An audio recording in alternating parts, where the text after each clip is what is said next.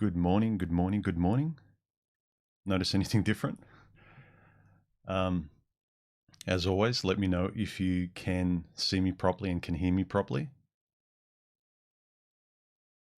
If you want to ask me a question, in the chat on the right.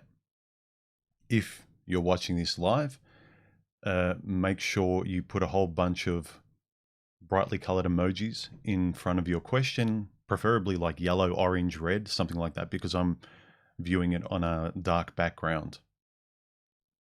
So without any further ado, actually, let me switch this around. I'm doing this back to front because I changed everything up.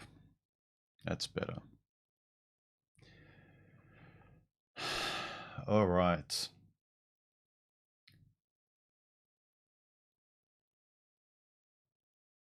All right.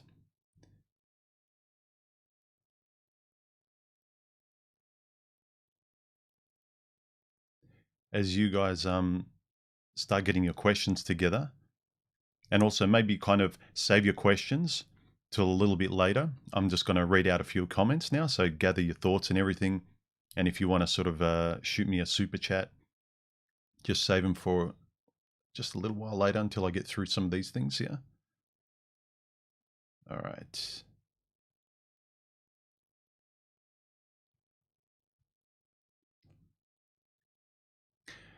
All right. First question from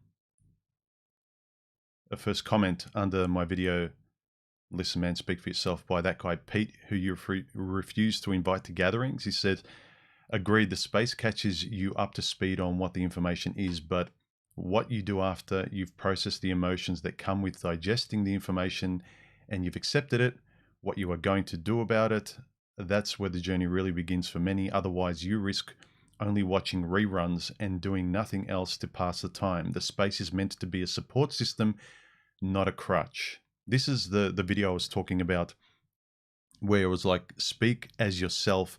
Don't just speak like a tape. Don't speak like a tape recording from the group of guys that you respect, that are your buddies. Don't just kind of parrot aphorisms that from the clubhouse. You know, speak as yourself. Imbue them, like chew them, and like know how to speak as you.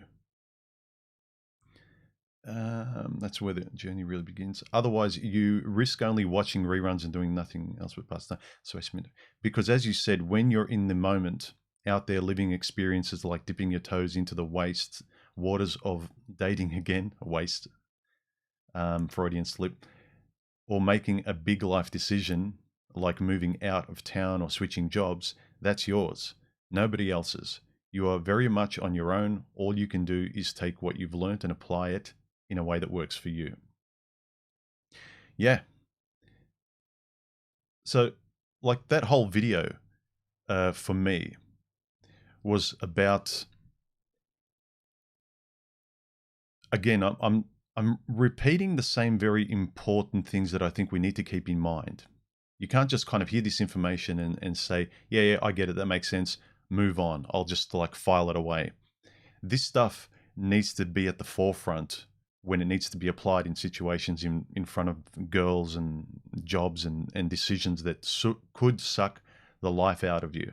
You know, you pick the wrong job and you waste years and years there, basically sleepwalking through life. So know what you think and know how to speak as yourself using your own language. A lot of that will save you, I think. A lot of regulars on the stream today. Hey, Boffin, August Lion, Ted1775, Realistic Delinquent. Okay, let's get on to the next question. All right, Arden Glazier on the same video says, as an engineer, whenever I hear all X or us X or what have you, the first thing I will ask is, well, how many X of us is X actually of us? How many X of us X actually think Y? In my experience, people who place their argument on all X usually have no clue what proportion of a population actually think that way, and they're just shoveling a chiseled ideology, shoveling a cherished ideology, appealing to some unspecified mob to pop up an argument. It's like listening to MSN. Is it MSN or MSM? And hearing some urinalists say, experts say. Well, how many so-called experts actually say that? Or are they simply referring to one out of many that happens to support their platform? Needless to say, I don't get invited to many parties. Well, you and Pete are bedfellows then. Junkrig Sailor says, both SEXs are guilty of this, but I feel that the media have gone out of their way to employ female girl power journalists to write articles up after article about how bad men are. It is never ending. It is ubiquitous now in all the major newspapers throughout the world. There is at least one article per day written by a female so-called victim. Yeah. ROC says, I've seen a lot of this groupthink in female circles. A group of friends all seem to absolutely adore the same movies, love the same bands, have the same quotes, live, laugh, love. This is true. Like, it's whatever's fashionable, that's what they are. They post that everywhere in each of their houses. It's like they are all individually terrified of ever breaking away from the hive mind. I've noticed that with a lot of guys online as well. I think we're in such a female environment that it started to sort of sink into a lot of male psyche as well, the way men operate and the way men are trying to navigate. As guys, I feel like a lot of us already feel like misunderstood lone wolves a lot of the time, and when trying to make a point, lean into the same type of hive mind thinking. Yeah, like I just said, we often criticize women for living in full time. Not sure what you mean there. RKRG fan, VKRG fan. I'm dyslexic. I've noticed that they love to speak for everyone else, but when you start asking them personal questions, they have nothing to say to you. At the same time, they teach you how to live. Yeah, that's interesting, isn't it? How a lot of the gurus, they speak, it's almost like it's safe to speak from memes because everyone's heard the memes, and on some level, even if we don't disagree, it's kind of like, oh yeah, it seems to be out there, so it's real, it's true. So yeah, a lot of people just tell you what you want to hear, what's accepted, rather than saying, okay, but this is what I think. And I don't know, maybe I have my antenna up for that, and when I actually like a conversation or someone's saying something interesting or refreshing, I have that antenna up where I can actually feel like, I like, oh, this is cool. I like this conversation. I like this person. And then I start to realize why. And it's because they're thinking for themselves. You might learn this information about men and women and dating and relationships, but if you're like a robot with programming, you're going on a date as a male robot and you're proud of, you've programmed yourself really well. You go on a date and every woman is so individual and your reactions are individual and very, pardon the pun, human. And it's such a stochastic dance and it's so unpredictable that you just need to, what you need to calibrate yourself to is not rehearsed lines and rehearsed memes and repeating smart phrases from people who are clever enough to come up with their own words. But you need to know how you feel about certain things and how to speak about it. Simple language. You don't have to be clever, but you need to know how to express exactly what you feel when you come across a certain situation. When you feel a warning sign on a date, you recognize what it is, and you don't just kind of go, I'll ignore that because I like her.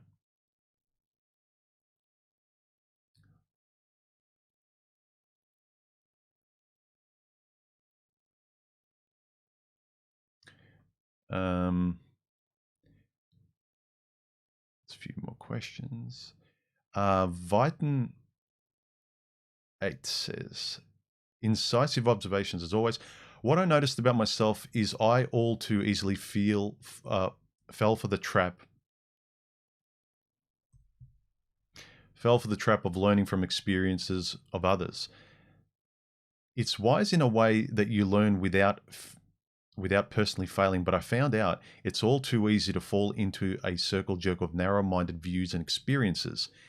It's necessary to get out there, take calculated risks, and fail because that's your own genuine experience. You know all the factors going on. Instead of analyzing a snapshot of someone else's life, so you learn and do better. I read that wrong. You know all the factors going on instead of analyzing a snapshot of someone else's life so you can do better. That's not to say learning from others has no value. Simply that it needs to be balanced by your own action, taking and putting things to the test. Yes, yes, yes. I think I've mentioned this before where if you're really honest with yourself, and I think so many of our problems could be worked out if we were just kind of real and honest with ourselves, that you can parrot someone else's really clever phrases as your own on dates, and someone could be impressed. But have you ever noticed that when someone says something really clever and you're impressed, and then you noticed, oh, that's just the line they remembered? Rather than they talk that way and you're impressed by their personality and how they speak. That's more impressive and much more than someone who's bland or like everyone else or is not compatible with you. They say one thing that's impressive and that's the only way they can impress you.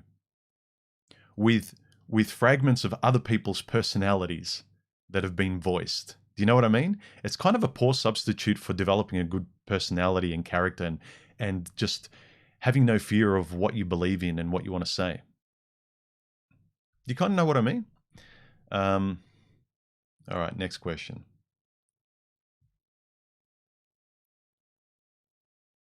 August Lyon says, it was alluded to in a previous video that we get so attached to our ideology that it becomes part of our core identity. And once you attach a group of like-minded people, or once you attach to a group of like-minded people, it's natural to become tribalistic. Yeah, that's true. I'm guilty of this too.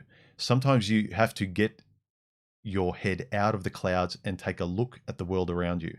It's also easy in our zeal to forget that the red PILL is a praxeology. Yes, it should be practiced. It's not just a safe philosophy that you can sort of wax about from a distance. Again, I kind of feel like a fraud if I don't know it's real by application. It's a nice theory, but when we start talking about it as though, this is the thing, when we start talking about it as though we know beyond any reasonable doubt, and there's no need to sort of test it, it's kind of like that scientific part of your brain that it all makes sense, but you need to do the experiment.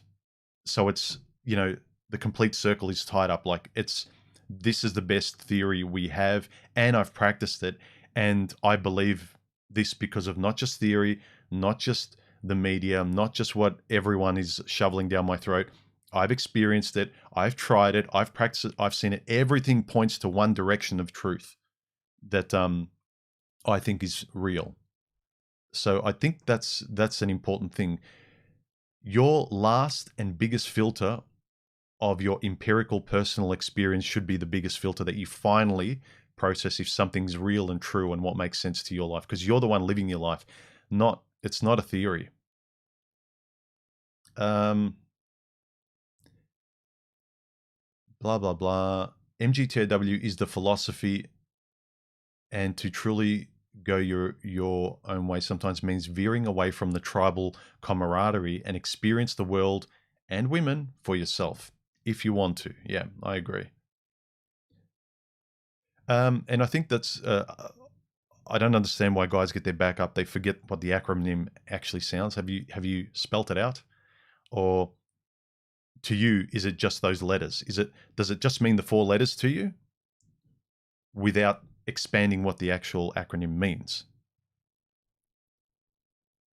Obviously, when you make certain decisions in life, you're less able to go your way and you're less able to be fully autonomous.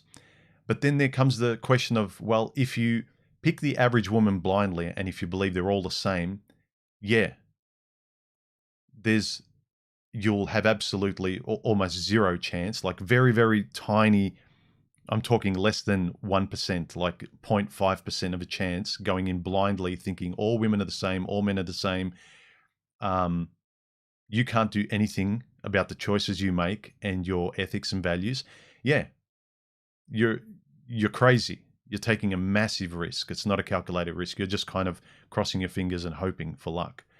But then there's also the person that, say, wants to have children, and he knows he wants that, and he knows the risks, and he's looking at life, and he takes his time, and he just rejects every woman that doesn't conform to the values that he's looking for, and he tests her by dating her for a very long time before he moves in with her, before he says I love you, before, like, he does everything as sensibly as possible for someone who cannot be deterred from, he knows he wants to have kids. You know what I mean? So you need to live your own life, and I can't tell you what choices to make, but what I can do is encourage you.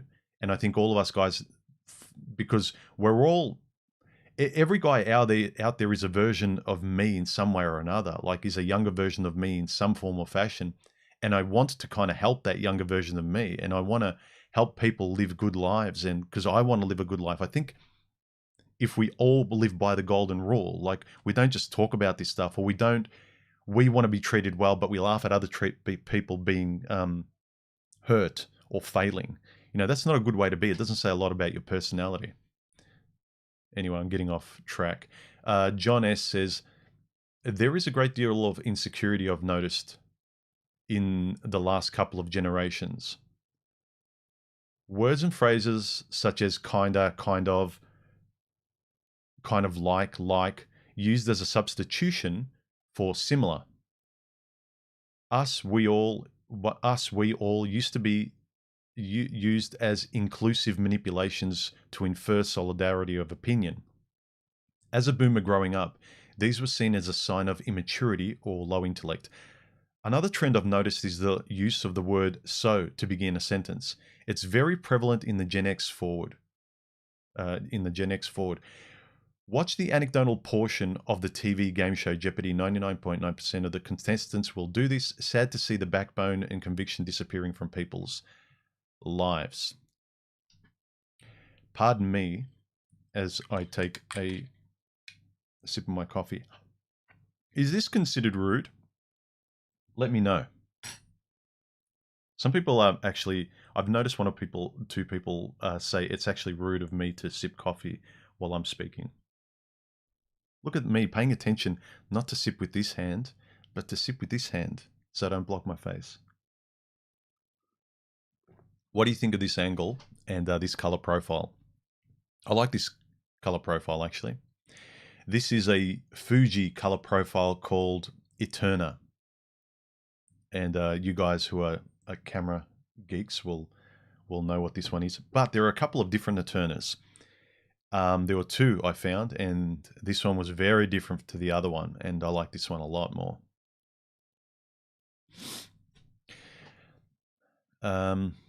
And for the geeks, I'm getting lit by sunlight and a little light on the side, just so, you know, I care about details. All right, let's finish off the questions, and then we'll get to your questions in the stream.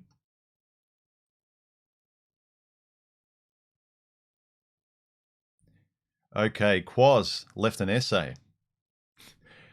He says, but it's actually a pretty good observation. He says, so much of the men's community has been overrun by those, as in I was speaking in the video about guys not speaking as themselves, not sort of going their own way and speaking their own way, but they're speaking everyone else's way. I mean, if you go your way, you speak your way. So Quaz says there's so much of the men's community that has been overrun by those. For whatever reason, although it's typically obvious, feel that they've been unsuccessful with or rejected by women. And it becomes an incessant reiteration of all the reasons as to why that's unfair, unjust, or something biological or abstract to blame for this lack. Many will say they're over it or just not interested. but this bravado is belied by their interest in the material. This is true. You can't be so annoyed and angry if it means nothing to you. I've often said it's analogous to if you know you love your family or your partner and it's absolute, there's nothing making you doubt it from the inside, which is where it matters. And someone says you don't love your partner or your family, you'd laugh. It doesn't affect you. It's like, I know this is funny because it's so stupid, because I know I do. So these guys that say I'm over women, but they're so annoyed and angry at it, I don't sort of trust that. Look, let me put it charitably. I don't think the scars are fully healed. Let me put it that way. Quaz continues, but this bravado is belied by their interest in the material, which seems insatiable. Yes, that's all they watch is videos where men throw mud at women, like this drama battle between the war between men and women. I said WAR. This will probably be flagged as well. Men will say the road, blah, blah, blah, blah, blah, blah, blah, blah. And which is typically designed to provide comfort in one's lack of success rather than actionable strategies and demonstrated by men who have taken a different tack. It's very absolutist and typically defeatist.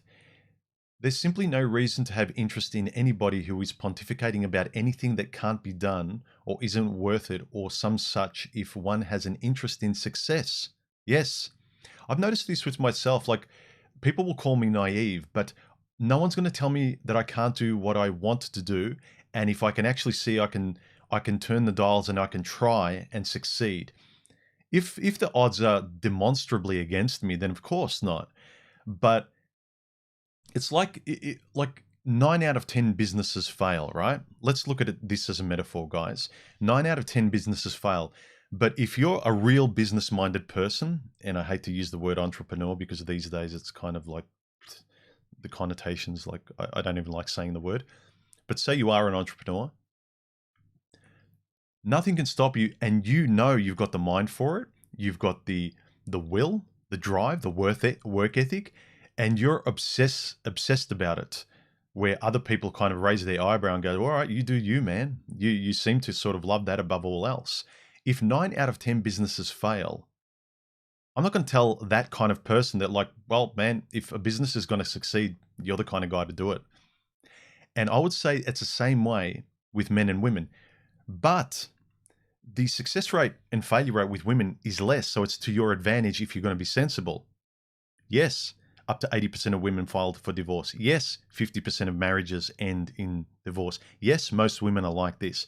But the success rate of businesses don't stop a lot of guys saying, dude, start your own business. Dude, start your own business. And everyone's like, yeah, I can see where my disciplined will above everyone else and me being sensible will give me the best chance. Now, I realize that women are out of your control and they're largely stochastic, but your judgment of who you actually let into your life can mitigate that.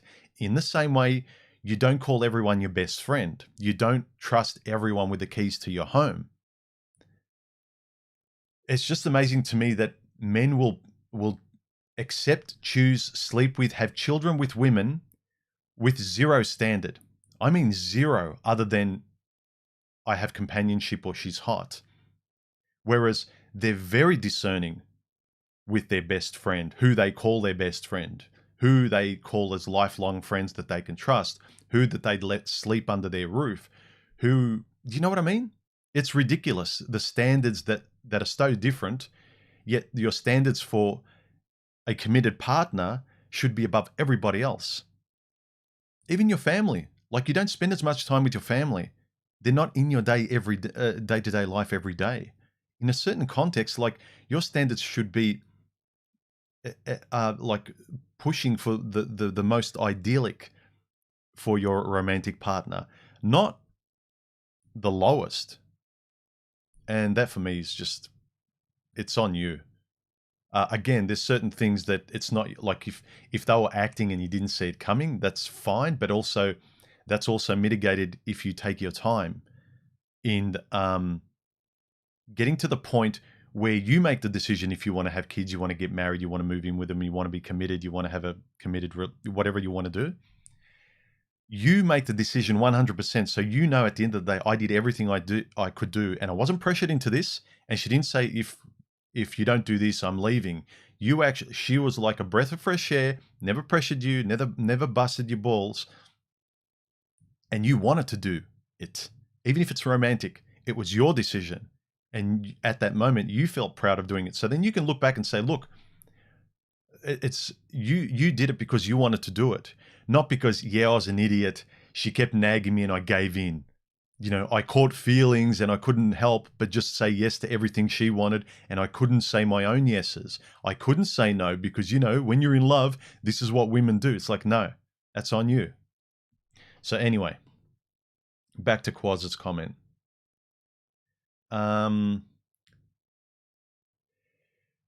Yeah, there's simply no reason to have an interest in anybody who's pontificating about anything that can't be done or isn't worth it in some such. If one has an interest in success, are you interested in being successful in your life? And I'm not talking financial, that kind of stuff that commercially everyone else is interested in. Do you want to have a successful life? I equate that with happiness. Do you want to have a really good, happy, buoyant, autonomous life? You know, your successful life could be, I don't want to have any debt. I just want to have a roof over my head and, you know, watch Netflix and pay for my bills. And like, I don't need very much. I've got a very, very low maintenance lifestyle. That could be success to you. And largely that's kind of what my life looks like. I'm not rich, but I like my life a lot. I love it. So, and he continues again, the service that's being provided is one of absolutions of one's failure. Yeah, a lot of these are popular. Where are we? A lot of these popular channels kind of circle jerk around being victims in the same way we make fun of a lot of these chicks on other channels. Like, they don't take responsibility. Again, if it wasn't your fault, I'm on your side. You explain it to me, but also I'm not going to kind of crucify you either. If it was your fault, I'm going to say, look, if you've got humility about it and say, yeah, I screwed up, I'm not going to do that again, I learned a lesson, that's refreshing. And it's the same way with women. Like, a lot of these women that guys go on dates with, and I've been on dates with them, is like, you talk to them and they just come across as perfect because they talk about themselves like they're, you know, a perfect right angle that has no flaws. It's like, is there some sort of humility? So basically, you're always right. I don't want to get close to that. Someone who's never wrong. The only person who's going to be wrong is you and her ex, and possibly you're going to be another ex in the future. And Quaz continues, and even if the rhetoric about women in particular is true about the average woman, who wants the average woman? Exactly. You want the woman that you want. The average person is average and predictable by definition, but who cares? The point of the project is to find not the mundane, but the exceptional. More specifically, I would add the particular, you know, the thing that is quirkily and individualistically you, what matches with you. That exceptional thing. Not as in like better than everyone else. Like, you know, if you hold up a person and say, oh, everyone thinks that's 10 out of 10. But what everyone else's 10 out of 10 is might be a 6 out of 10 for you, or a 7. Blah, blah, blah. Where are we? I lost my train of thought where I was. Yeah, the point of the project is to find not the mundane, but the exceptional. And to her, the standard definition won't apply, nor will the conventional attractors. Yes. The particular person that makes you feel at home, like they're your friend, you can't treat her like everyone else, and nor should she treat you like everyone else. And when you think about it, you wouldn't want her to. You want her to, hey, listen to me. I don't know what you're hearing. I'm talking, but you're not listening to me. You're listening to every guy through my mouth. You're not listening to me. So it works both ways. He says, again, if it isn't utterly clear, from my perspective, what most men really need to hear is this. Even if the average person is average, it doesn't matter if one seeks the exceptional, or the particular, I would add, especially by being exceptional. Yes, be as good as you can be. Like, find something to wake up for. Know where the handles in your life are so you can grab them, even if they're selfish. He continues, being the highest SMV normie is still going to net you average. I agree. That was a good way to put it. I'll repeat that. Being the highest SMV normie is still going to get net you average, and it's a fool's errand. Well said. And you can always tell the old cats who have learned how to be with women. Contrary to the logic of the immature and unsuccessful, they would never say they are all the same. Nah. They know they all are. They are all. They know they are all, or they all are. False and all. Beauty or lack of it, or whatever, exquisitely different. Maybe it would be smarter to learn from those who have achieved rather than those who say they can't. There was a lot of really good and astute observations there, Quaz. Thanks for that. It was really well thought out too. Antonio P says, one question, my friend. We need to want something from a woman. Is my lifetime question? No. I apologize. Why we need to want something from women is my lifetime question. Take out the woman from the life equation and you have full happiness. Am I right? I disagree. Simply because if you really truly believe it, that's right. But I think this is another theory that sounds plausible, but unless you try and practice it and realize it's true for you, it doesn't mean anything. Because you ask a guy who just wants children and his life is like zero without that, and he doesn't want any woman, but like he really kind of wants that life. That's what he's aspiring to. That really doesn't ring true to him. Look, I notice a lot of us guys are looking for the base Maslow truths that would kind of apply to everyone, and then find our particular way from that foundation. But a lot of these foundational truths need to be tweaked so they suit your foundation. So all women are the same, okay? They have their nature. But what parts of those natures can you live with more or less? Whereas some other guy, he's got a different sort of equalization with that. So know where you stand. A deal breaker for one guy is not a deal breaker for me. I was talking with some guys the other day and last night with someone where I said, like, I've never cared about body count.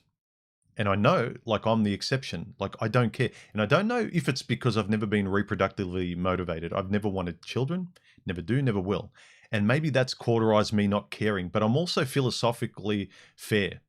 I can't expect to have been with X number of women, but she has to just stay to my standard. But if I decide to sleep with like 10 more, then I'll allow her to have slept with 10 more. It's kind of really, it's a bit stupid. You don't have a principle. It's just like, yeah, you have to mirror me in every way. You have to mirror my insecurities. You're not very objective. Whereas if you're really trying to save yourself for marriage and you may have slept with a few, but you genuinely were in love and you had serious relationships. But I think a lot of guys have hypocritical standards, and they're the channels that are really popular. The channels where they'll have a podcast with a whole bunch of bimbos and you'll get these sort of even astute, dumb women sort of saying, yeah, but that's not fair. You're saying a guy can do this and we can't. And these stupid guys' response is, well, that's because men and women are different. It's like, well, if you're not philosophically fair about things, where it's got nothing to do with the differences between men and women, like objective strength and speed and whatever, but if it's just got to do with fair morals, if you wouldn't want to be treated that way as well, I think it's a bit rich to expect you can do whatever you want, but she has to submit to a whole bunch of rules that she can't sort of break free from. I think you just look. I think in that case, a lot of guys today, their pickup game, their PUA style, and their, macho bravado, it just resembles someone who's into bestiality. He wants a pet to sleep with, who submits and just doesn't. They're a yes machine, you know. They're a child. They love their girlfriend. They're trying to have relationships with their daughters that are hard work. They excuse them for their tantrums and their childishness, and they love them because they're in charge. That's the kind of relationship most guys are preaching. And they think they've got a lot of control. And especially when you look at the women that they have on these shows and that the prize, like, you know, start a business, fellas, get really rich, and your prize is going to be this stupid bimbo who is the most dangerous woman out there, who's going to take everything, all the work you've put into it, all the pride and effort. You're picking the worst kind of prize in history. I don't get it. Anyway, Antonio, no, I just answered that question. But look, I wanted to read your question out, Antonio, not to single you out, but I think it's a valid point that a lot of guys make, that a woman shouldn't be your reason for happiness. But you need your self-respect. Put it this way, this is the way I see it. Your self-respect should come above her happiness, as in your pride about what is right and self-respectable for you and why you feel good with her, that she respects you. That should come first. And that leads towards her not being the final destination of the end all and be all. Because I can love my woman, but not before my own self-respect. So she has to respect and love me. And I have that grounding of myself because she likes that in me as well. She wants me to lead. She wants me to be that sort of archetype. But I can't put her before that because that destroys the whole relationship. If I put her and her emotions and her entitled whims above, I have to value what's right, what's good for the relationship. And what's good for the relationship is my self-respect to be in charge of it. If that makes sense. Archon S. No, Peter. No, Stevie Wonder. Sorry, I keep jumping forward. He says, you go over the benefits of the comfort zone and also, this is about my old video, how the comfort zone makes you miserable. He says, you go over the benefits of the comfort zone and also the negatives of it. You go over the benefits of getting outside of the comfort zone, but you don't talk about the negatives of it. This is me, he's saying. I don't talk about the negatives. Things like humiliation, failure that will negatively affect your self-esteem, and dangers lurking outside of the comfort zone. Yes, but I talk about calculated risks. I'm always reminding us, don't just do something different because people tell you should do something different. I'm not just saying pick any woman. I'm saying know who you are, know what you want, and even if you don't, look around you and look at what you like in life, your friends, your hobbies and stuff. That should indicate some of who you are and what you go for and what you like, right? So know who you are a bit more and know how to voice it and communicate that to people and know how to pick it in life. So then you get less things like failure, negativity, the dangers lurking outside of your comfort zone. When I say comfort zone, I'm saying do the things you're afraid to do or you don't want to do, but that you know you should. So you know yourself you should do them, not because everyone's telling me I should get out of my comfort zone in this way. I'm saying get out of your comfort zone in the ways you know you should, but you keep being resistant to. That's what I was saying in the video. But you're right, you need to be aware of the dangers as well, but take calculated risks. Peter says about also the comfort zone, I think. No, I think this was... No, I think this was that same video. He said, when Kevin Samuel said that men are willing to make compromises on beauty, for instance, date down and so on to gain a more agreeable woman, he got a lot of nagging from women. I think Peter responded to my recent video. This one. I want less from women. Yeah. I apologize, Peter.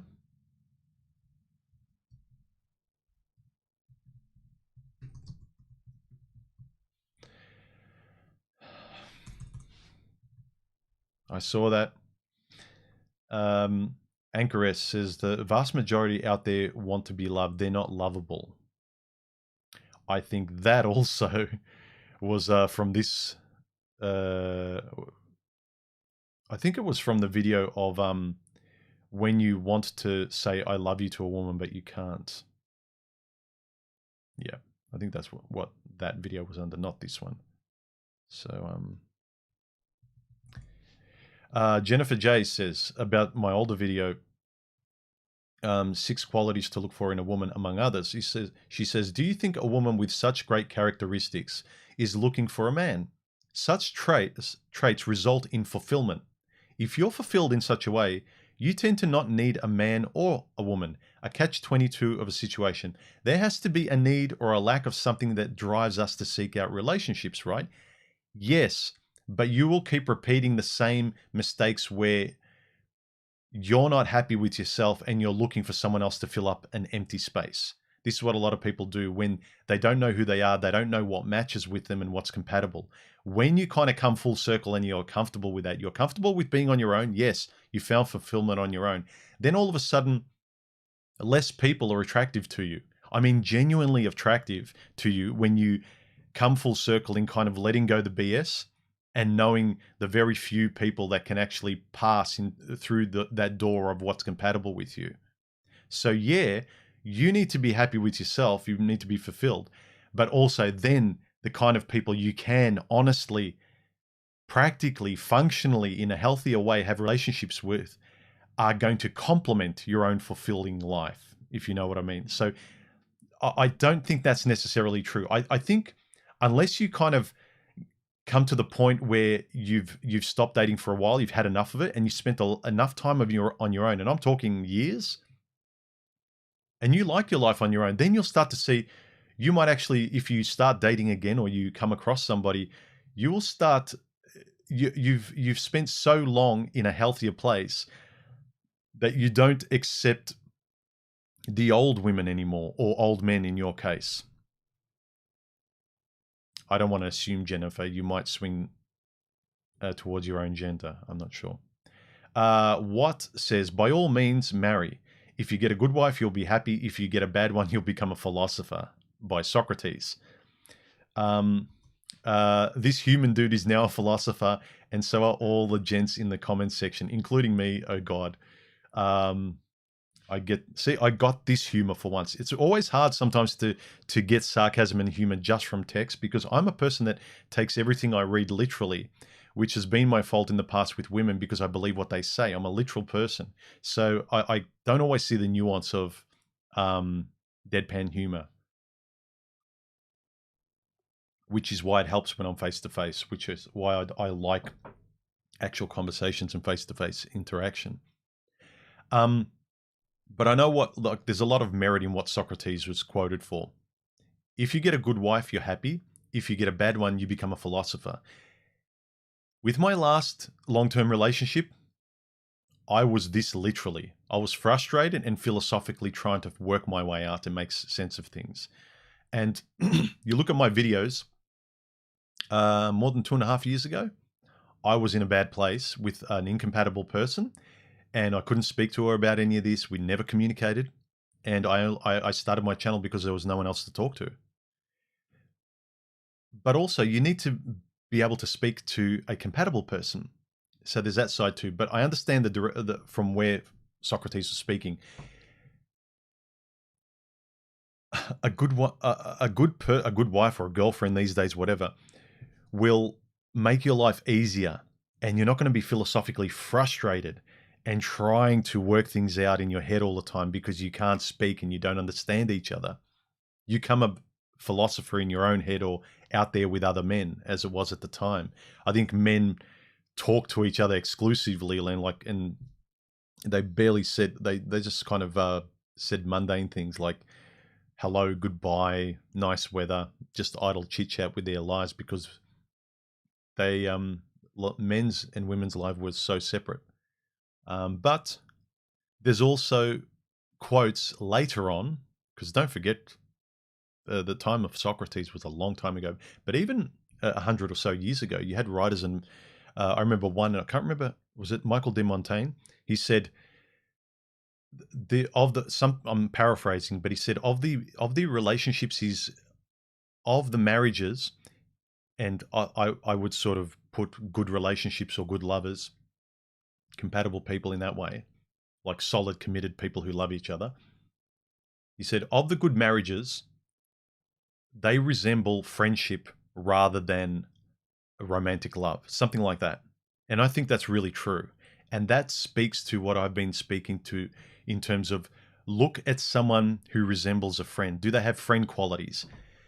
Because also on a recent Discord discussion, my friend Karu's also said he showed me something, or he said to me something someone said to him and said, you really need to make sure you can get along with someone's personality and you can speak to them, because when you get old, that's all you have left.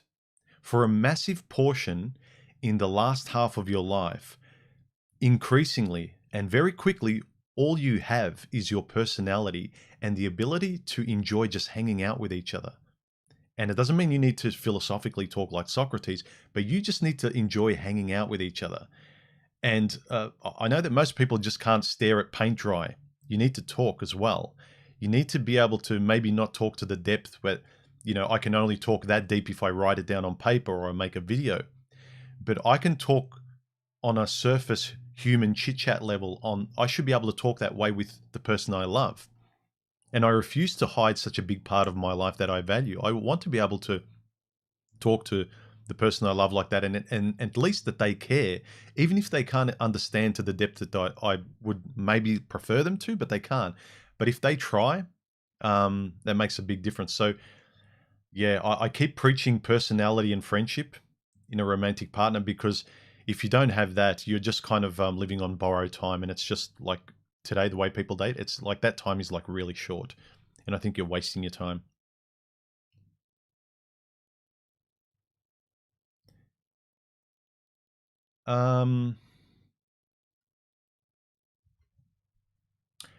Firehose 1008 says, have you ever wanted to say I love you to someone but you couldn't? That word or phrase cannot be used anymore except embedded in irony and sarcasm today. That was well put. That was very eloquent. I don't necessarily believe it 100%, but I thought it was very, very well put. Oakley Dokley says, too many times when girls came forward with saying that, the words I love you, within the first 2 months. That is impossible, as it takes at least 3 to 5 years to really know somebody, and even then you often can get blindsided. Look, it takes a lifetime. Like, I look at the depth that my mother still loves my father after he passed away. She loves him to this degree, 50 or some years later. She probably loved him a little bit less 40 years into it, or 30. So you just keep loving someone more and more solidly. But I would agree, the longer with someone, the more you can know if you can trust them, more you can love them. And it makes sense. The longer things are great and you love and trust someone, that just increases. But I think with everyone, it's different. If you're better with your intuition, if you can call it quits earlier, whereas like me, I'm more agreeable, so I need more time. Whereas also I've learned to trust my instincts too. So there's a lot of factors. You really need to know how you operate too. DIX says, women do not get into a relationship for the sake of it. They got in a relationship for a lifestyle. Yes, that is what a lot of women do. The average woman just wants the lifestyle. She doesn't love the guy. She loves what the guy can do for her, which means what lifestyle she can be provided to by him. So, all right. Any questions from the stream guys? Can you give me your questions now? And I'll try and answer them. And then I'll get onto some of the comments in the community tab, which I should have actually read first because there were less of them. And I consider them more important than picking out like from the hundreds and hundreds of random comments. Just the guy says, human, if you are so interested in the aesthetic of your videos, filters, tones, and things like that, then you should consider becoming a cinematographer or filmmaker. I'm already enjoying those aspects in the videos I make, so I do that. I don't work well in groups because there's too many different personalities. I work better autonomously. I mean, even in my day job as a designer, graphic and web designer, what I like is I get briefed. I meet with marketing or clients. There's that initial meeting. We work out what they want, and then I go away. And 95% of my time is headphones, screen. No one bothers me. And I work really well, like pursuing the best I can do in that direction. But when I have to cooperate with just random people, it doesn't really work well, because I've got a high standard in like the craft that I do, and I really get a lot of enjoyment out of this. That was actually something else I needed to learn. The areas of hobbies in my life where I esoterically like, I really like to fine tune dials and be perfect. My perfectionism. I learned to let you have to let that go when you've got a personality like mine, and some of you guys might have this too.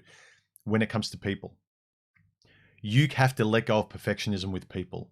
Like if you want to put perfectionism somewhere, find something you love doing.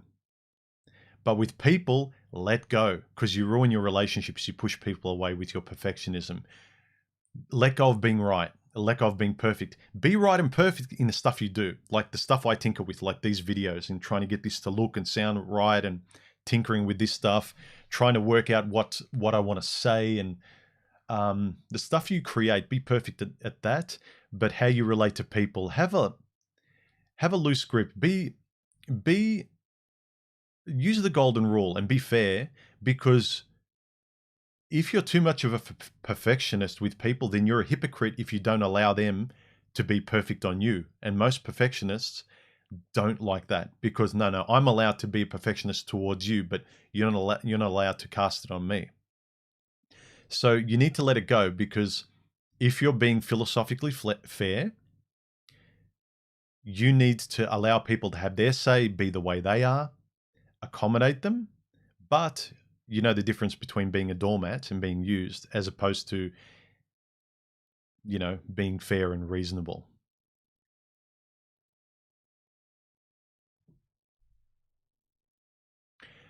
Remember, guys, if you want to ask a question in the stream now live, make sure you add a whole bunch of preferably bright yellow emojis before your question, so I know they're actual a question directed to me. Fiona says, regarding the Socrates quote, do you think you need to go through that pain to kick you into searching for answers? I think a lot of times people do. Most people need to fail themselves to realize the reality of what they need to do and how they need to turn the dials in their lives, because there's a safety in pontificating a lot of theories that sound intelligent. But unless you sort of be the scientist and experiment and do the test in your life, you will only know if it's actually true for you, or let's say workable for you, because it still could be true for someone else, but for you, it's not. People forget, like, all the way people are trying to find like the black and white answers for the answers to relationships. You forget you're looking for a particular quirky person to match you as a particular quirky person. So, like, the one size fits all is not applicable to the very, very narrow, thin size that you are and what fits with you.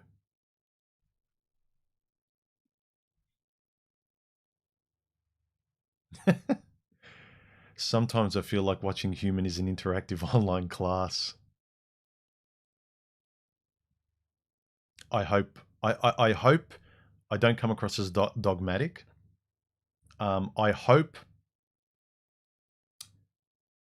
the guys that sort of like with me, the guys that spoke to me when I was figuring this stuff out, especially when I was obsessed with it in my 30s to figure all this stuff out. I was journaling like crazy. I was writing like mad. I really wanted to not be like them, but how they're speaking, that's right. How can I be more like that? How can I lean more in that direction of being my own version of that kind of confidence? Again, I don't want to be him. I don't want to say his words. It's almost like I want to talk to that guy. I want to be like, why do you want to be his friend? Why do you want to talk to him? It's because you would like some of the characteristics that guy or me or someone that you enjoy listening to or said something that's meaningful. You want to have a conversation with. You want to listen to their content. You want to read their words. They spoke to you because it's leaning in the direction of answers and the personality that the kind of people you want to have in your life, the kind of conversations you want to have, the kind of clarity of thought that you want to get right, you know? So a lot of people today, I think because the internet is so accessible, they don't write as much, they just kind of listen more. But you still need to kind of learn to sort of write and express your own stuff. You can't just listen to me and other people.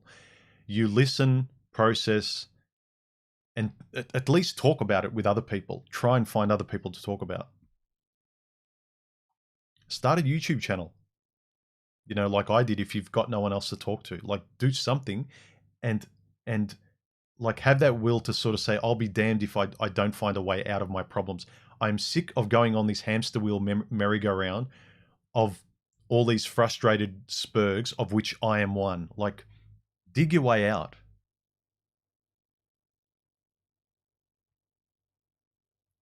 All right.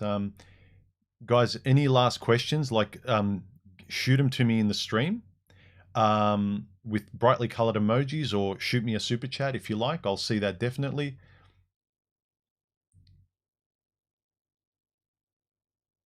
Also, just to kind of let you know, you can join. See there, the join button on my channel. You can join and become a member now for you, those guys who regularly like donate through Super Chat and they want to support the channel. So that's another option. If you don't want to use PayPal or Patreon, you can just, in YouTube, one-stop shop, just pick the tier you want and you can sort of support the channel.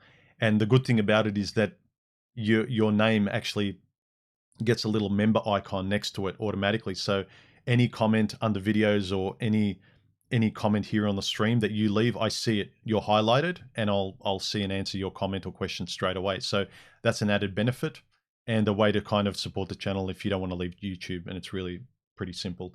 So anyway, let's get on to some of these. I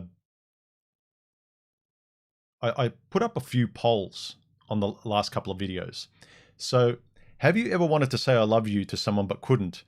An overwhelming 62% said yes. I figured this would be the case. I would be surprised if it was the other way around, actually. So that seems 791 votes. So out of 791 people, 62% of them have wanted to say but couldn't. So that's what I was trying to say in the video. What's important about that is to reflect on it. Why couldn't you say it? That's telling you your intuition, your values, there's a reason why you can't say it. Now, it could be because of an unresolved sort of trauma or issues that you're not dealing with as a guy, like you can't say it to anybody. But a lot of times it's because that person isn't compatible with you, and you want to say I love you because you want a relationship, and this person might be hot, you get along with them, but just being with a decent person, it shouldn't be like, well, this is the best I can get out of all the trash out there. If you really can't say anything, if you don't have a baseline of you can just enjoy hanging around this person all the time and you can always talk to them and you can see yourself enjoying just hanging around and talking to them into old age, if you don't have that, then like I think some of that feeling where you can't say I love you is actually is kind of connected to that. That's my thoughts anyway. Yeah, I asked, do you guys prefer my live streams to be more relaxed and casual? Because I got a few people saying I go all over the place, right? Oh, thanks, Neil, for becoming a member. I appreciate it, man. Because I thought, yeah, like I don't like as well when sometimes I'll look back on bits of my streams and I'm a bit too casual, but at the same time, I'm having fun. So on one hand, I don't want to bore you guys, but I can't make everybody happy, if you know what I mean. So, you know, it is what it is, but I've tried to be more organized in this stream. So I've tried to structure it a little bit better and make it more interesting. So I hope the way I've done this stream has been a little bit of best of both worlds. So most people prefer me to be more casual and relaxed. And I think the 66-34 split is kind of where I sit too. I always like to be structured because I'm a perfectionist.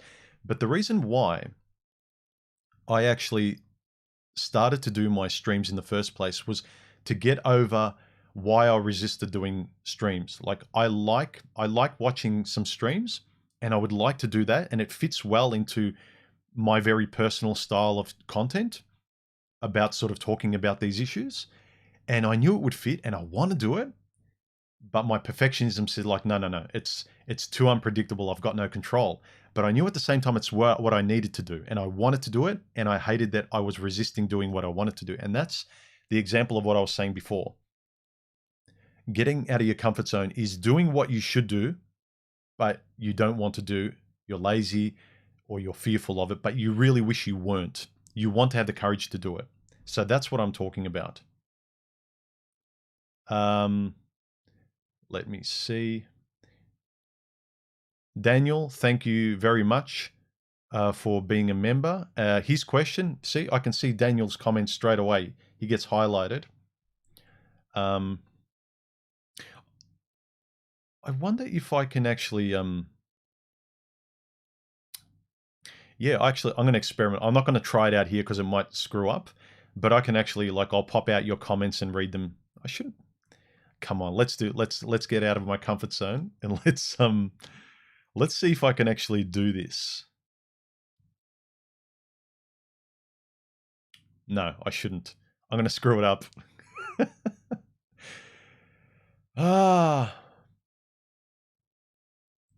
Let's see if I can pick.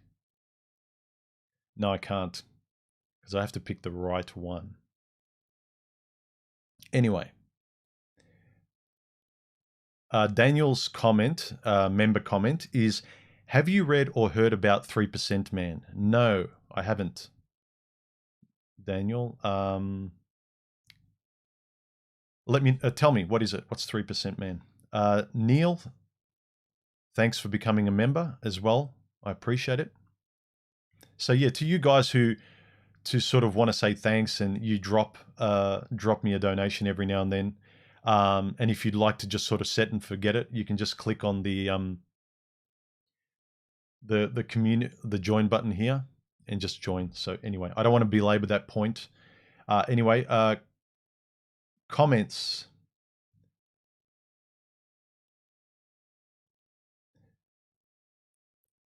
For this actual stream, Hamza asks, hey human, I'm dating this girl for almost a year now. She's loyal, respectful, agreeable, but always quiet and has nothing to say or talk about. The problem is, I've always wanted to date a girl with depth and passion towards arts and other interesting stuff. So what do you think, sir?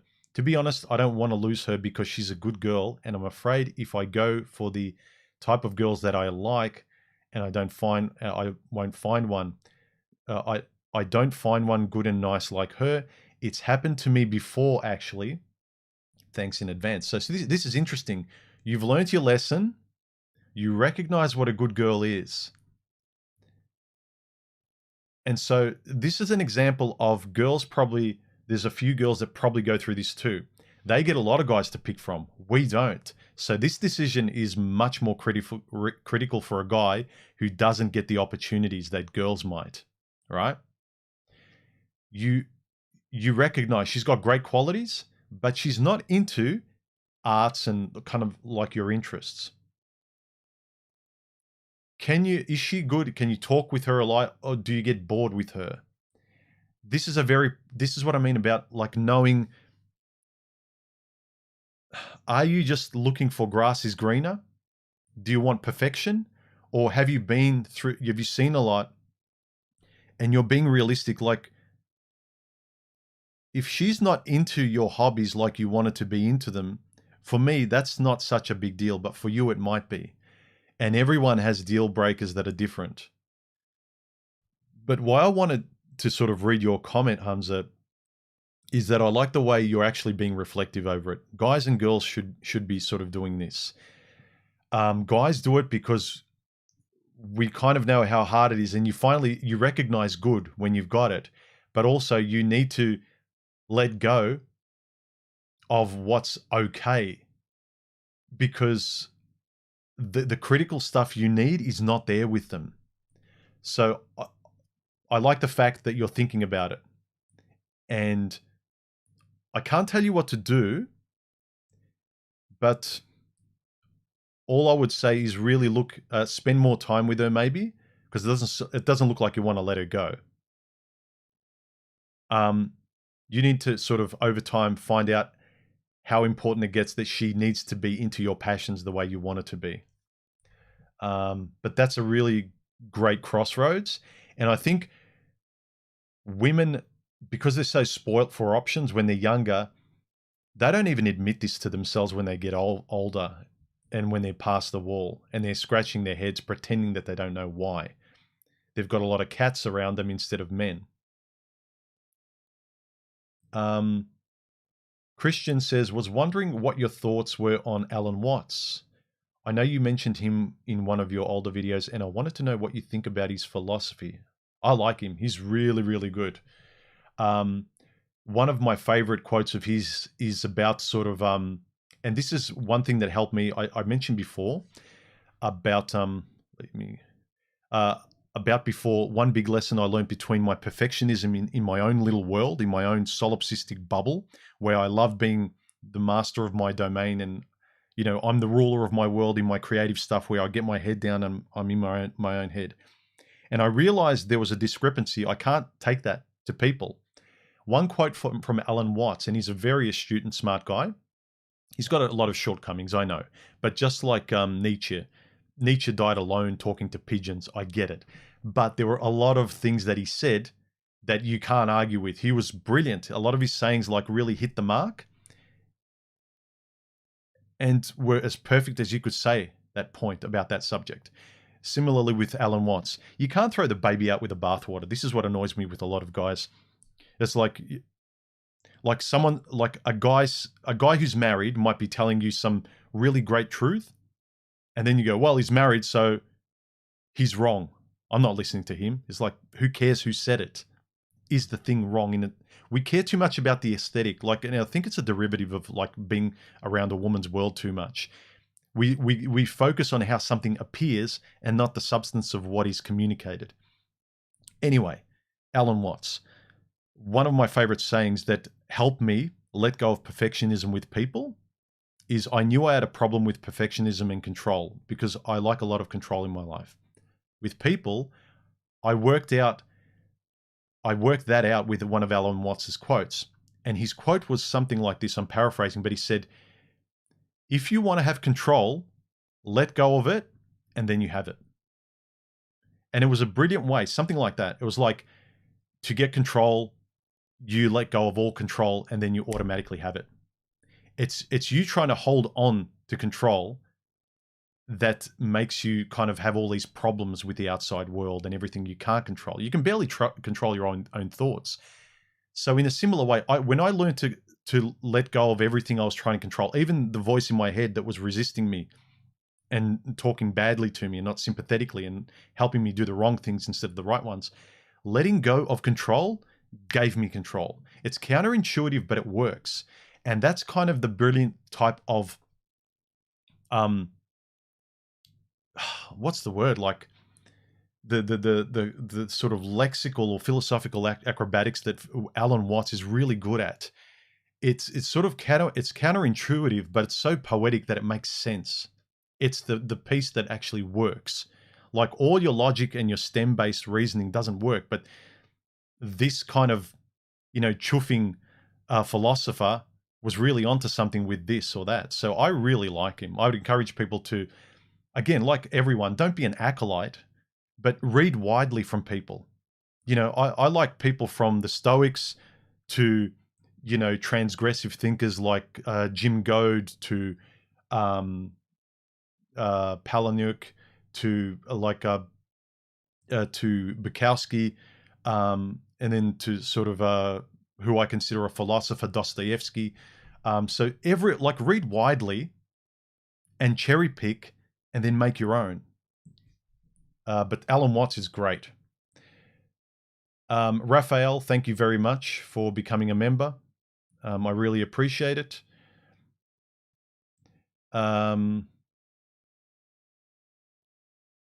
Daniel, Says Alan Watts is awesome. He is. Just the guy says, if you are an artist, never ask your viewers if they like your setup. Believe your aesthetic view. I agree, but also I'm objective where I know I'm actually, I don't publish it for nothing. I'm not the only audience. I do it for myself, but also I know it's as true as I can be and I can get is that when I listen to my own voice, I listen back on my own video. But the objectivity of it also is amplified when other people reflect what I think is right. So, and it's the same way you can be reasonable with another person in a conversation. Know who you are, but be reasonable when someone's giving you constructive criticism. So it's a great way to be sure of yourself. I think my gain is a bit too high. It's a great way to be sure of yourself. That's better. It's a good way to be sure of yourself objectively. So don't be solipsistic and it's like I'm right all the time, but like a great way to kind of know you're right. Thanks, Feral Android, for becoming a member.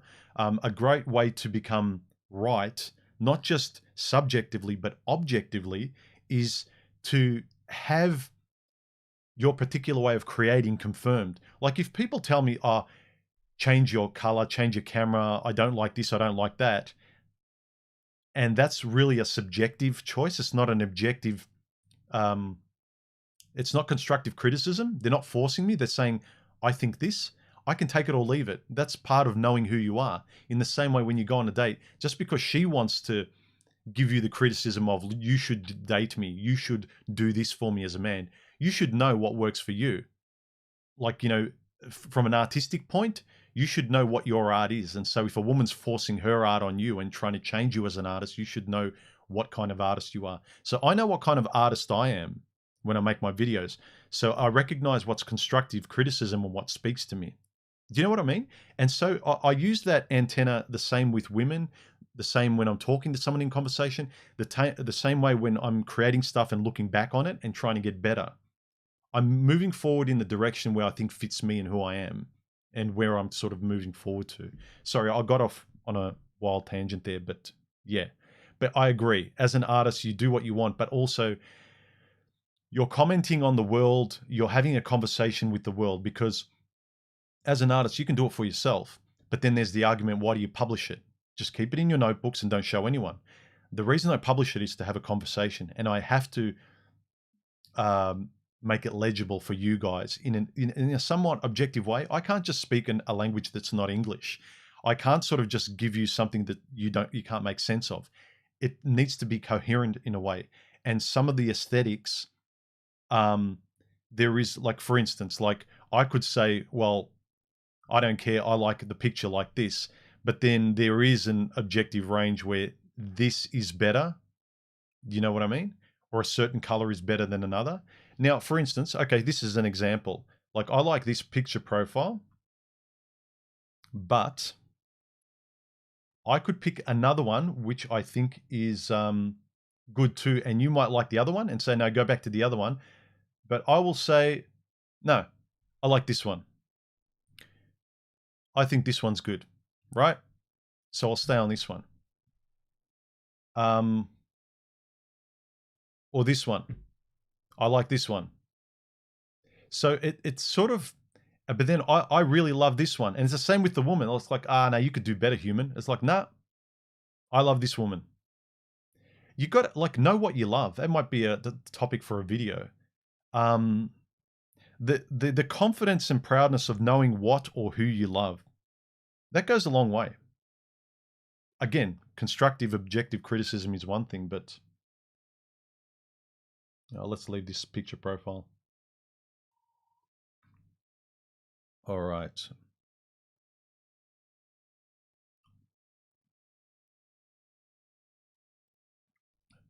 Human, what age were you when you decided to take a year off work? Midlife. People will say midlife crisis. So I kind of call that a midlife awakening. I think that every human being probably goes through to one degree or another. I think women go through their kind of fantasy eat, pray, love one, where they forego a lot of responsibility, whereas a man's one, I know there's a cliche one of the guy, dumping his wife and going with the secretary and trying to be young again. I'm not talking about being young. I'm talking about looking at your life and finally let going of fear and being honest and real with yourself, like jumping into the because you should. I got to a point where on paper I have everything. I had everything I wanted.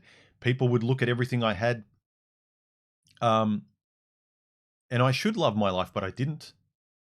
My life was in black and white, and it should have been in color if I looked at it on paper, and it wasn't. And I knew what I should do, and the easiest thing to do was leave a job that I was tired of. What's the worst that could happen, really? I saved up enough money leading up to that point to have a buffer of 6 months to a year because I got a very minimal life. Getting back to your question, Iron Yuppie. I took a year off work when I was about 40, 41, around there, 40, 41, because I didn't want to keep doing the same thing over and over again. He says, I know you mentioned it once in an older video. I wanted to know what you think about his... No. I know you've said it before, you got into a rut, so went back to work. But could you have taken more than a year off if you wanted to? Yeah, I was prepared to just take as long off as I needed, because I saved up enough of a buffer with just a normal everyday job, but also because I didn't spend a lot. I.e., would the money have stretched for another year or so? No, the money wouldn't have stretched. I think it would have stretched a little bit more, but for me, I like my life very comfortable and simple. So look, realistically, I could have stretched it maybe to another 6 months, but that I wouldn't have liked actually living in that space. I couldn't have comfortably found what I wanted to do in a relaxed way. I would have been desperate. Sometimes like when you lose your job, and in theory you think, well, I've lost my job, now I can relax and take some time off and watch movies and just relax. It's like you can't. Your mind is just preoccupied. Get a job, pay the bills, get a job. So I had enough buffer where I knew I could relax for 6 months to a year. Objectively, I could have stretched it for another 6 months, but that would have produced diminishing returns in terms of my anxiety levels and comfort levels. I would have been more and more anxious, and I would have gotten to that extra 6 months and just gotten another job. It would have blocked my progress. So I was about 40, 41. Jennifer asks, I asked myself, Jennifer, why should I change? This was about, I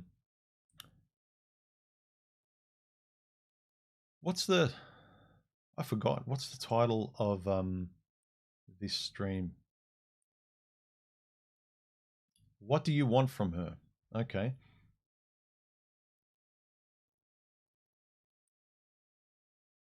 I asked myself, Jennifer, why should you change? What are the incentives? Why even consider having a relationship? My answers are, I should change to better myself.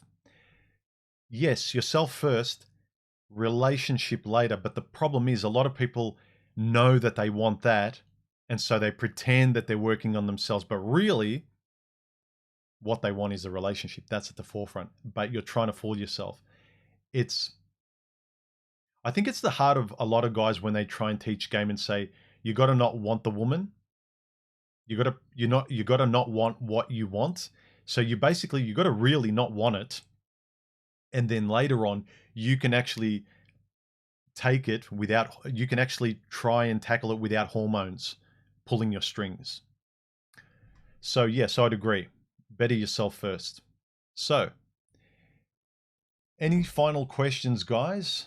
Because we've been going for nearly an hour and a half. And I think I have been fairly organized today.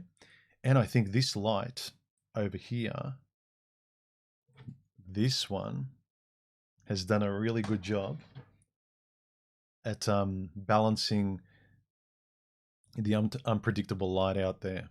So I think this looks all right. So any final questions, guys? Yeah, Daniel says Alan Trotter. Sorry, Daniel Trotter says Alan Watts is awesome.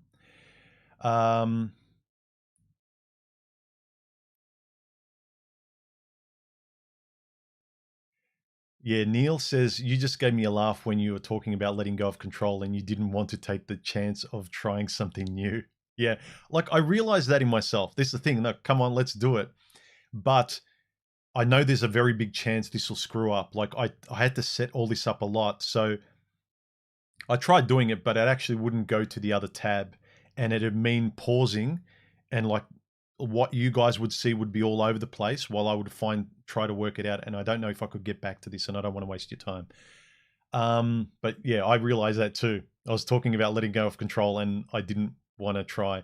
I will try in my own time, but this is the thing, like making my own videos, I know that you guys are part of the equation. And you guys are a big part of me enjoying making my videos and creating an audience and growing this conversation and getting feedback and blah, blah, blah, blah, blah. So there's kind of the respect. This is what I mean about you do it for yourself. You know what you want, but you're very respectful about what you're engaging with too. You're engaging with the world. You're engaging with a woman. So she can't be a zero. She has to matter to some degree. And that's up to you. Doubting Thomas says, human, can you briefly talk about the transition guys go through, usually late 30s, where they start thinking about with the big head instead of the smaller one? I think that's got a lot to do with testosterone dropping. And isn't it funny that guys' testosterone starts to drop in their early 30s at the same time that women's like last 10% of their eggs are drying up and they're becoming infertile? You can't deny nature. And so that helps guys start to think. Me as well. My early 30s began my obsessive reading and intellectual curiosity. Before my early 30s, I think I could count the number of books I'd read, completely read, on one hand. And they weren't very big. And a couple of them I was forced to read because I was in school. I read since I've read hundreds, I became insatiable because it started to matter to me. So I think what happens is in your early 30s, when your testosterone drops, like basically nature is saying the party's over reproductively for men and women. You can subjectively want it and stay at the party longer if you want, but we're out of here, nature says. I think as your hormones and testosterone drops, men's focus goes away from women and it goes to the world, and especially the world that he inhabits. Your world too. Where are you? What do you want? Reflect on your life. I don't want to waste time anymore. And also what happens is you're in midlife, you start to notice that I think more of my life is behind me than ahead of me, possibly. And it's increasingly so. I know for sure more of my life is behind me than ahead of me. So I appreciate the time I have ahead of me. I want to do the right thing much more. I'm not going to lie to myself anymore as much as I did before. That kind of thing. Mark Lane says, what's the difference between love and infatuation? I would say what I would consider real love, and if we're talking sort of romantic love with a woman, like kind of real deep, proper love, like what a lot of guys who want a committed relationship should calibrate themselves towards. I would say the difference between love and infatuation is infatuation is just very biological, primal. She's hot. They're exciting, and there's no depth. You're being led on emotion, and you don't know why. You don't care why.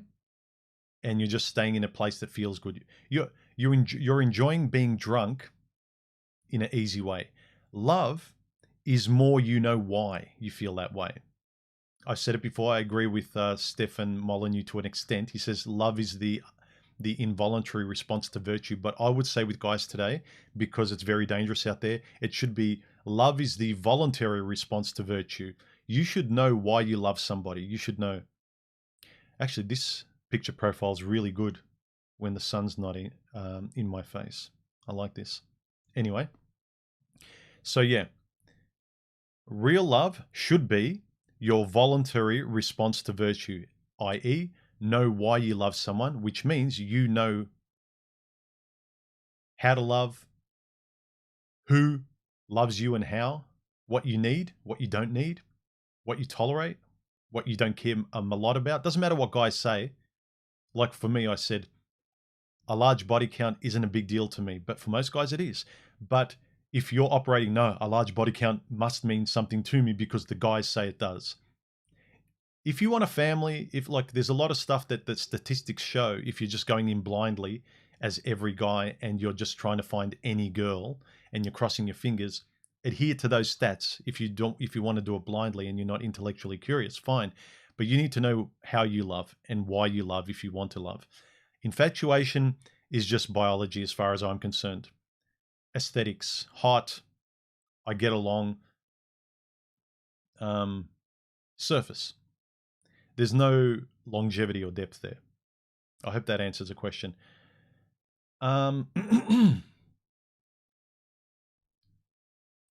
Any more questions, guys? Feral Android, thanks for becoming a member.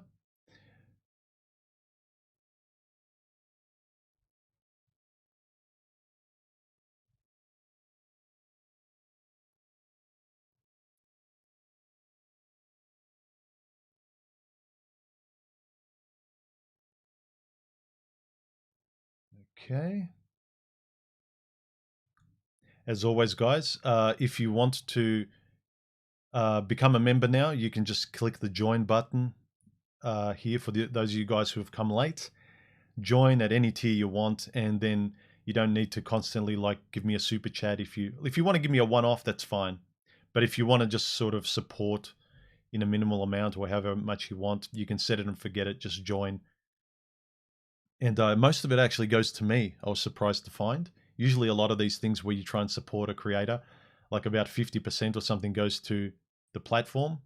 But yeah, I get about 70% or something. So anyway, thanks to you guys who have joined today. And yeah, if you ask a question, then it gets highlighted not just in the chat, but any comments under any video.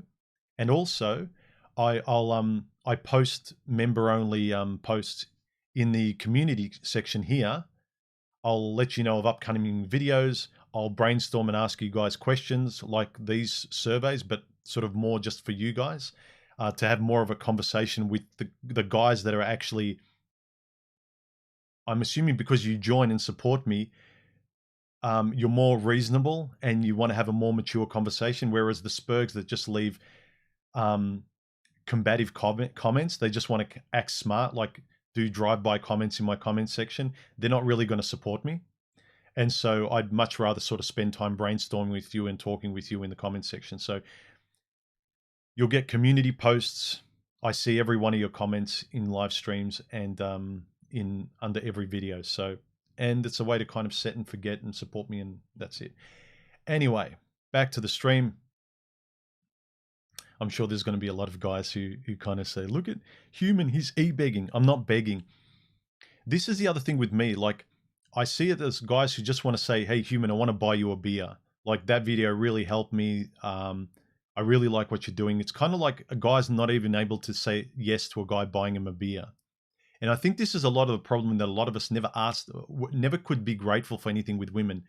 A woman would offer and it was like, no, I'm the macho. Like, you don't have to do anything. I can't even accept a thank you. No, it's okay. Like, don't do one thing. Don't lift a finger.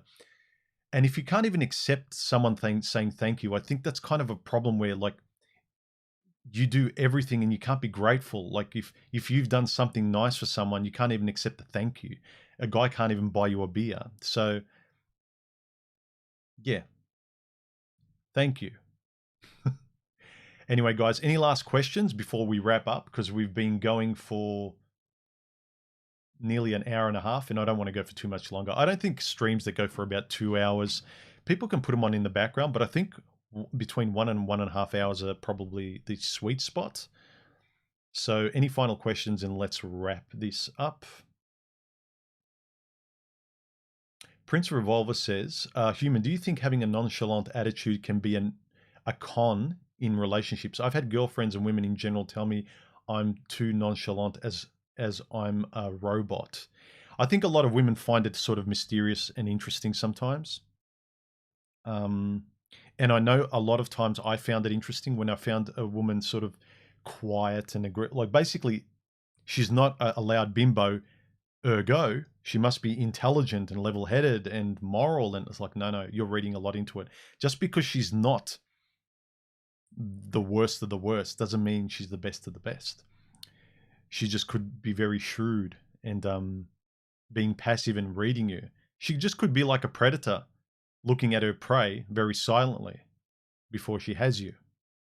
So it works both ways. I fell for it as well. The nonchalantness of women, supposed confidence, or non-loudmouthness of women. I think, oh, that's impressive. No, they're just being quiet. They're not showing you much. But in terms of women finding you nonchalant, I don't think I've ever experienced that. I talk too much. And I ask a lot of I want to talk a lot with them. But yeah, I think women like that mysterious sort of thing. Because women kind of want to know. They like to poke and prod. They want to see what's under the surface. They don't understand the guy who lacks emotion, like he doesn't let a lot through, because them and their world is all about emotion, generally.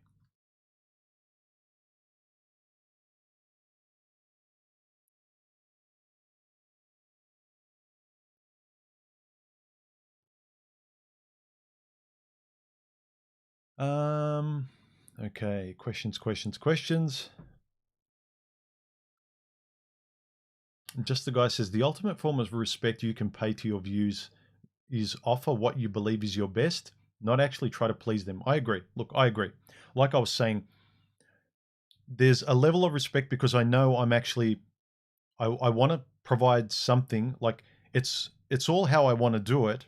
But if there's an objective way where the microphone's too loud or the color's a bit sort of orange, because if you haven't noticed, like orange is a color motif I've consciously chosen, but I don't want it to be too orange. It's just kind of like a color of my channel. But if there's something that's too much of this or not enough that's objective, I want to hear constructive criticism. But if someone's actually asking me to change my style or what I want to do, I won't do that. But I agree. I've always done what I wanted to do. If I sort of did what everyone wanted me to do, my channel would be much more popular, and I would be making the typical drama content between men and women. But I'm not. Feral Android says, I took 2 years off after my divorce, realized I enjoyed my work, so came back to it. Ah, see, that's good, because myself as well, when I took time off, I promised myself that the only rule would be I would not get up. I would not get up with an alarm clock. So that was the only rule.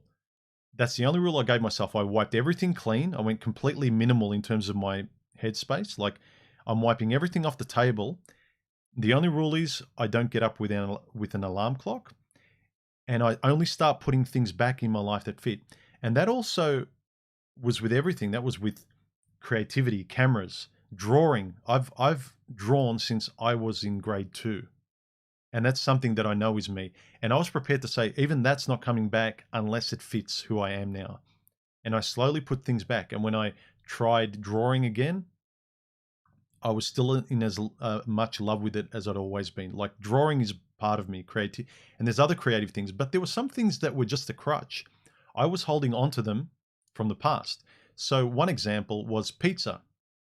I would always love pizza more than I rationally did, because on a Friday night coming back from a full-time job that I hated, it was my time where I got a pizza on Friday night. I didn't go anywhere and I watched the movie, and I loved, in quotes, pizza. When I took time off and said I'm really trying to judge objectively what I value and how I value it. When I put pizza back, I liked pizza, but I didn't love it. It still liked it. It's still part of my life. I like pizza very much, but I didn't love it to the degree that I did before. Like I don't care if it leaves my life now. You know what I mean? So yeah, like I wiped everything clean, and then I only started to put back what was me. But yeah, when you went back to your job, but that's informative too. do the hard thing of facing everything. Let's clean out the stuff that doesn't belong, and we're prepared to throw out all this stuff that we're proud of being loyal to. You have to get rid of some loyalty too. Some things need to get thrown out.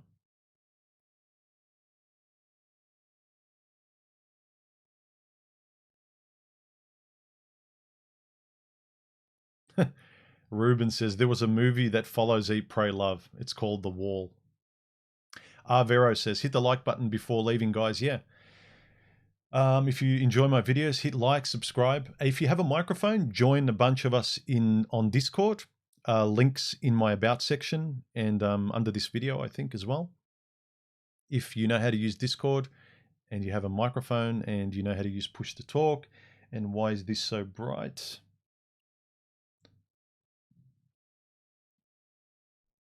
Anyway.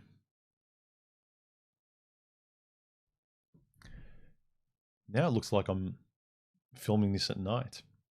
It's very overcast outside. Should I do this? No, it's too much. Actually.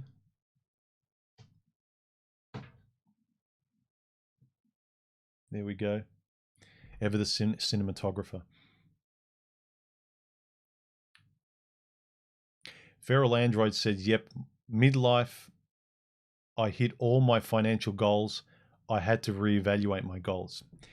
Yeah, what happens when the goals you set were a 25-year-old's goals and then you become a 35-year-old and you've achieved them? It's kind of like, oh, hang on a minute. Like, yeah, that was something a 25-year-old me would have been completely happy with and excited about. But now I'm not so much, you know?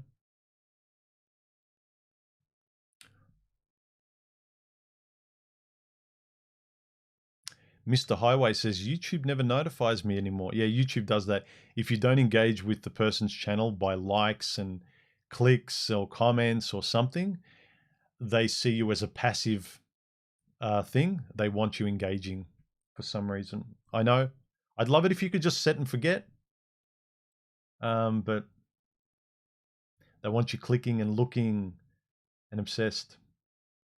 But yeah, make sure you click subscribe and just double check that you've got the bell icon on. Because even if you do, after a while, if you haven't engaged with the channel by clicking your mouse or typing or doing something, they can see you actually haven't engaged, and they start to assume you're a sock puppet account or you've forgotten or you're no longer using YouTube or something, and they're cleaning house. That's the excuse they use, I think.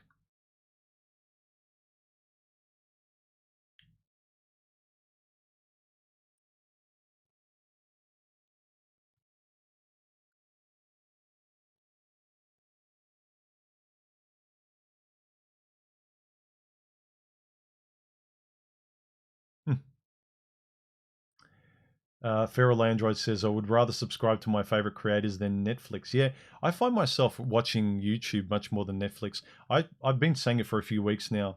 I did it before once, a few years ago.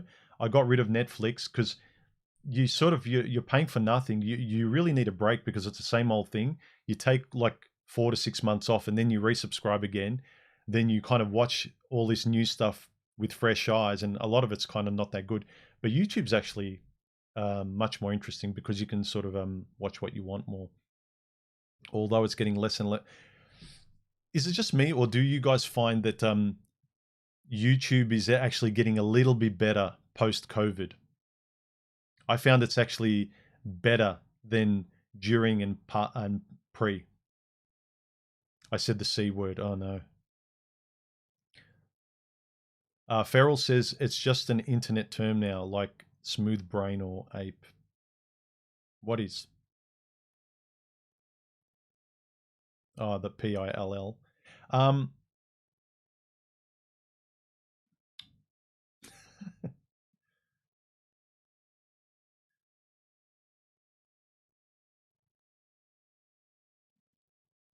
Dragon Root says, human might actually not like pizza anymore. He can't say it. I do love pizza, but not to the degree where it was kind of like everything. Reevaluating where you are, I think, is the important lesson.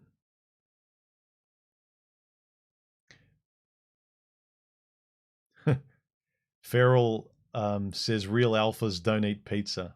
Fine, I'm not an alpha then. Any more questions, guys? Let's wrap this up. Daniel says, I started that also. Freedom is never needing an alarm clock. Neil says, every 5 years I redo my 5-year plan. Oh, this is interesting. This is a good idea. If for you guys who do like 5-year plans, some people need that kind of planning. I'm not, I plan short term, and I'm like, I want to plan my short term to be really good. And so I trust that my long term will kind of continue from that short term. So if I can do well short term, I want to continue that and progress that and reevaluate. But I don't want to sort of say, I want to be here in 10 years, waste my 10 years, get to 10 years like you guys mentioned, and go, I don't really want this goal anymore. I wanted it 10 years ago. So I think it's more sensible. For me, I find it more sensible to plan short-term goals, but know that they're real and true and they mean something to me. They make sense to my character. I'm not just being fashionable with my goals or choices. I could see myself being proud if I achieve them, whether it's in a few months or having achieved them in 2 years, you know?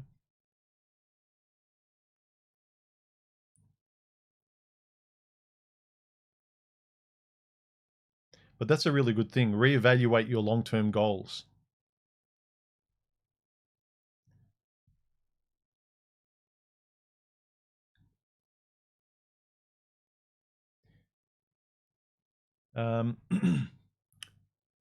For you guys who have become members, still try and add like a couple of emojis at the start, because unless it's a question, I'm just reading you talking with the other guys as well. But I'll definitely notice you now, because if you're a member, you actually get highlighted above everyone else in the stream. So just add a bright emoji before, so I know you're asking me a question and I'll make sure to answer it. So yeah, super chat or become a member, easy. Look, I think I've covered a fair bit today, and I've read a whole bunch of questions from the comment section, and that's what I'll be doing from now on. Prior to a video, I'll shoot the members first, like an up and coming thing, and pose a question to you, and then I'll pose it to the general audience in the comment section, and that's where I'm going to vet a lot of the questions that are particular to the videos I'm going to be discussing in the live stream that usually happens on a Saturday or a Sunday, usually Sunday, like today. For me, Sunday. For you in the US, it's probably Saturday night. Yeah, subscribe, like, support the channel any way you can if you feel like it. If not, my videos are free. And if you've got a microphone, join me and the other guys for a chat now straight after the stream. And I'll see you then, guys. Catch you later. Have a good weekend.